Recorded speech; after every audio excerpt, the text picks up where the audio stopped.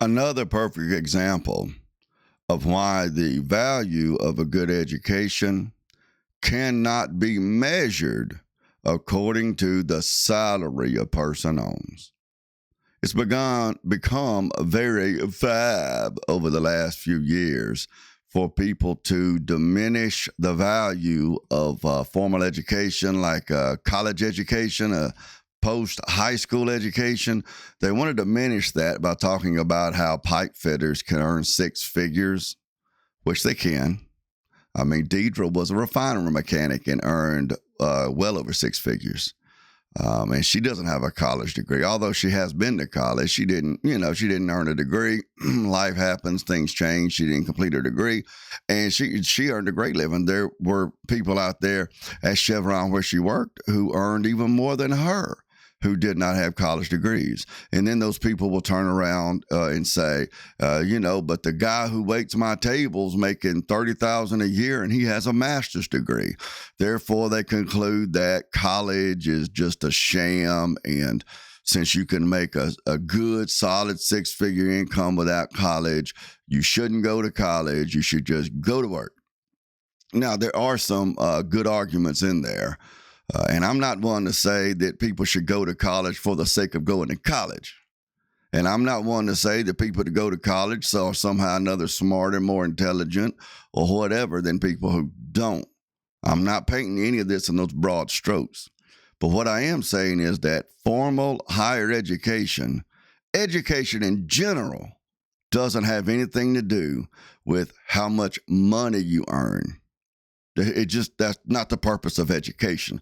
That's something that people have been brainwashed into in the culture to think, well, I'm going to pick a certain degree field or a certain vocational track based on nothing more than how much money I can earn when I do that.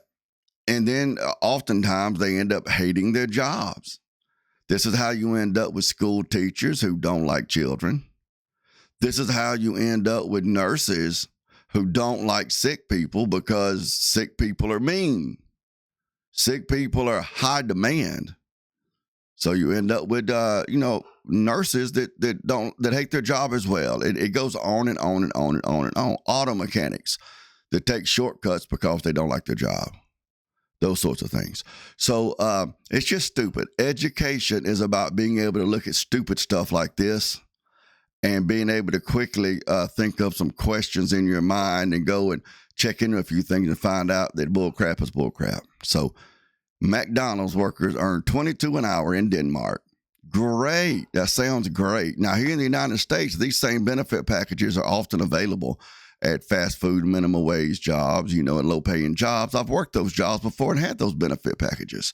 When I was at Lowe's, of course, I was a CDL driver, so I was making a decent living. But the people on the floor that were making $10 an hour, they still had paid vacations. They still had 401ks. They still had health insurance if they so choose to buy into it. So that's not a big thing. But they're $22 an hour with benefits. All right. In Denmark, the average tax rate for the Dutch is about 45%. So if they go to work on Monday, they don't start getting paid till about lunchtime or so Wednesday. Because Monday, Tuesday, and about half of the day Wednesday, almost half of the day Wednesday, they're working to pay their tax bill. But what the heck, man? At least they got $22 an hour on their paycheck. If you count their taxes, they're really only getting paid about $11 an hour. The average tax rate in the U.S., it's kind of complicated to calculate because we have a progressive tax system. The more you earn, the more you pay to a certain point. But it's generally our average income tax burden in this country is like 14%. So you're cooking fries at McDonald's in Denmark, making a whole bunch more money, but you're paying about 3 times as much in income tax. So the government gets more money, more of your money. So the government can pass laws to force McDonald's to pay you more so that they can then come take more of it. So the government is, they're increasing their own bank account, and they have you thinking that they're doing you a favor by forcing your boss to pay you more so they can then turn around and take more of your money that you earn. And you think that you've accomplished something, and you think the government's done you a favor. My.